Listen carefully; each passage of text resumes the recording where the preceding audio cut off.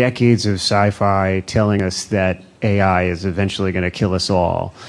What does keep you up at night?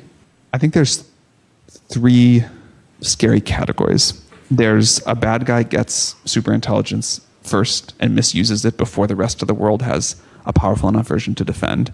So an adversary of the US says, gonna use this superintelligence to design a bioweapon to take down the United States power grid, to break into the financial system and take everyone's money.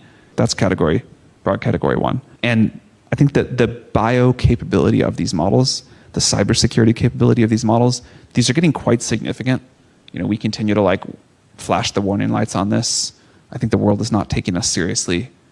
I don't know what else we can do there, but this is a very big thing coming. Category 2 is the sort of broadly called loss of control incidents, where that's kind of like the sci-fi movie. The AI is like, oh, I don't actually want you to turn me off. I'm afraid I can't do that, whatever. There's a lot of work we and other companies do on model alignment to prevent that from happening. But as these systems become so powerful, that's a real concern.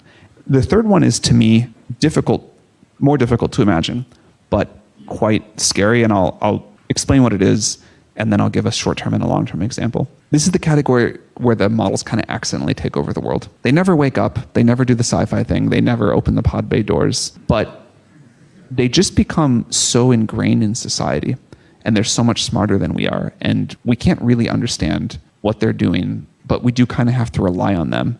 And even without a drop of malevolence from anyone, society can just veer in a sort of strange direction. But this phenomenon, I think, is a really big deal. In the short term, you can see it where people we call this emotional over-reliance. People rely on ChatGPT too much.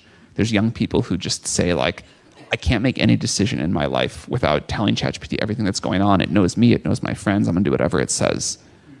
That feels really bad to me. The longer term category is, what if AI gets so smart that the President of the United States cannot do better than following ChatGPT 7's recommendation? That might be the right decision in any individual case, but it means that society has collectively transitioned a significant part of decision making to this very powerful system that is learning from us, improving with us, evolving with us, but in ways we don't totally understand. So that's the third category of how I think things can go wrong.